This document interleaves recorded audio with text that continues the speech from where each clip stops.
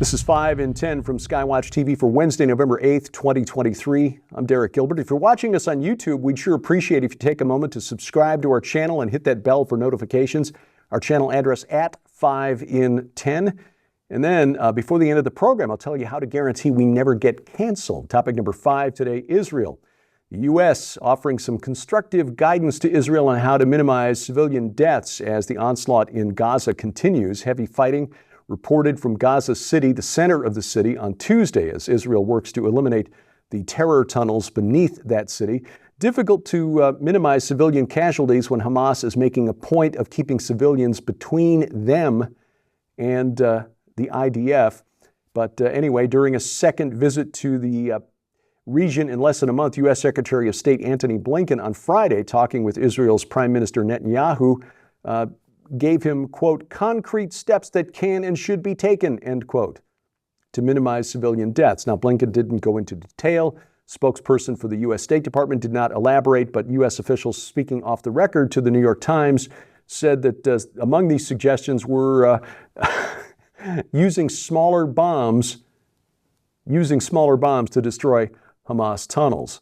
Meanwhile, Prime Minister Netanyahu addressed the nation of Israel in a Hebrew language speech Tuesday. This marked the 1-month anniversary of those terror attacks, said that there will be no ceasefire and no fuel delivered to Gaza until the hostages are released.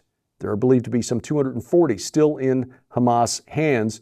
The fuel, of course, necessary for Hamas to keep its oxygen generators going in those tunnels beneath the city of Gaza to keep their fighters, supplied, so they don't need to exit the tunnels and putting them at risk of the IDF.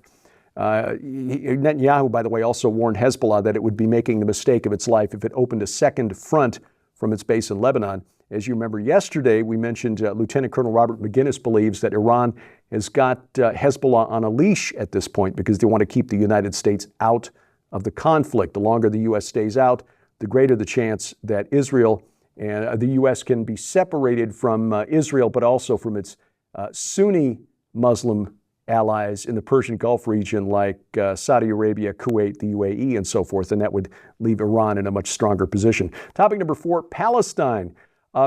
Interesting development from what the world calls the West Bank on Tuesday. Samaria is what Israelis call it, an attempt to assassinate Palestinian Authority President Mahmoud Abbas.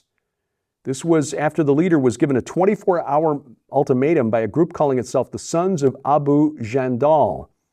Now, the group was created within the Palestinian Authority's security system, and they claim credit for this attack on Abbas' convoy. One of Abbas' bodyguards reportedly shot dead during the attack, Abbas himself not injured.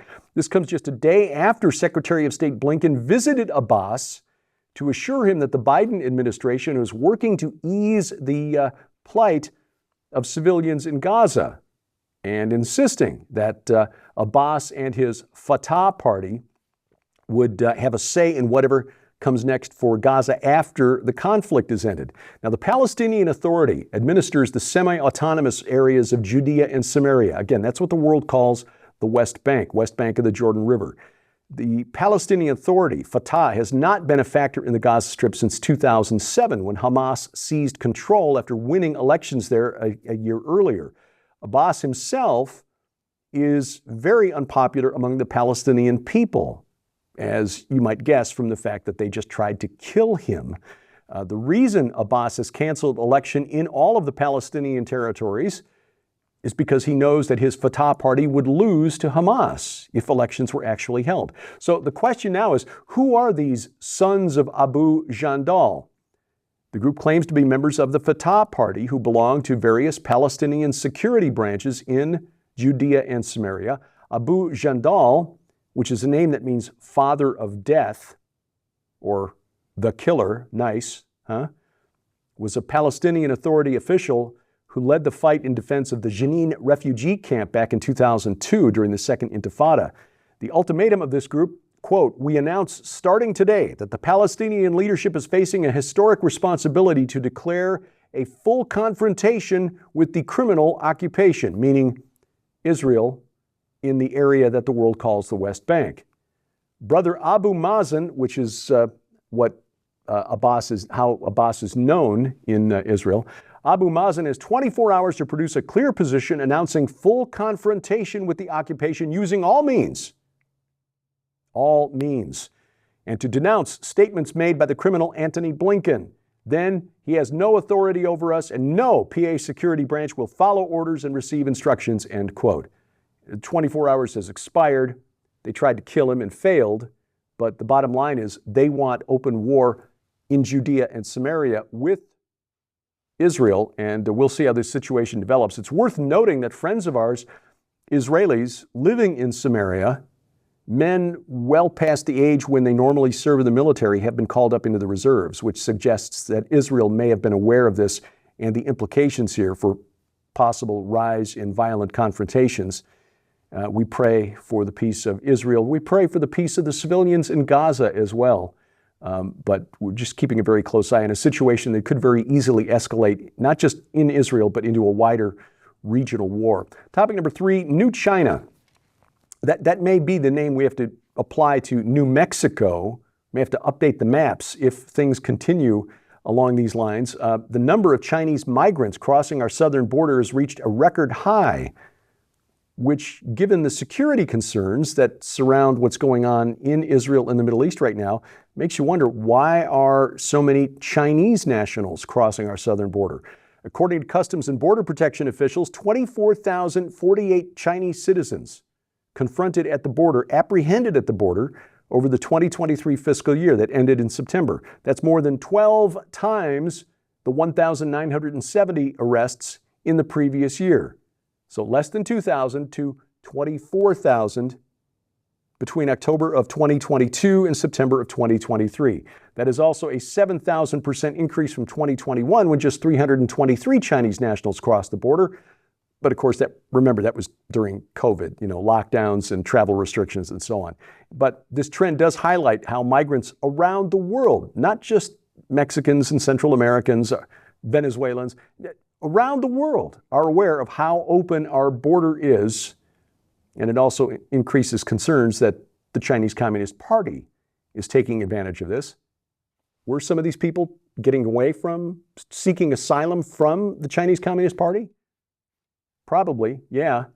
But the fact that we've got a 12-time increase over the previous year suggests that there's something else at work here, that perhaps they're working for the CCP. And again, New China instead of New Mexico, that may be coming. Topic number 2, math is hard. Governor Gavin Newsom of California signed into law a first-in-the-nation minimum wage for healthcare workers. $25 an hour for healthcare workers. 3 words in an analysis of the bill, according to the Los Angeles Times, may have foretold a potential consequence of the bill. Quote, fiscal impact unknown, end quote.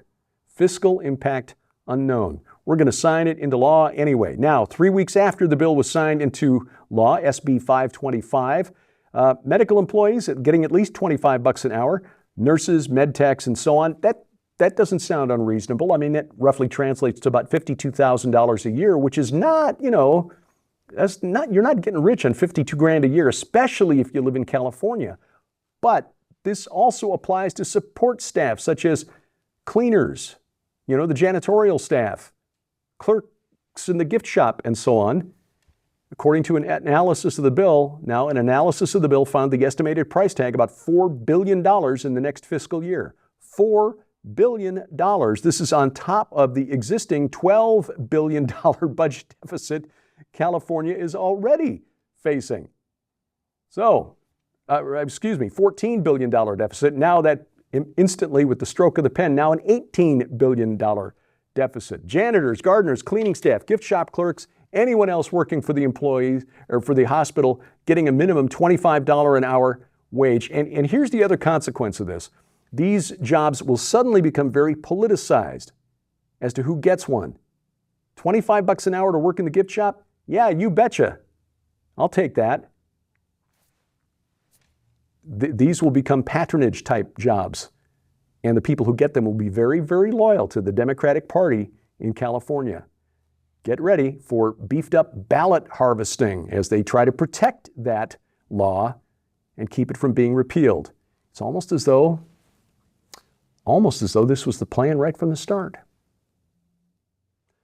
Coming up, more evidence that we are living in the upside down. That's next on 5 and 10.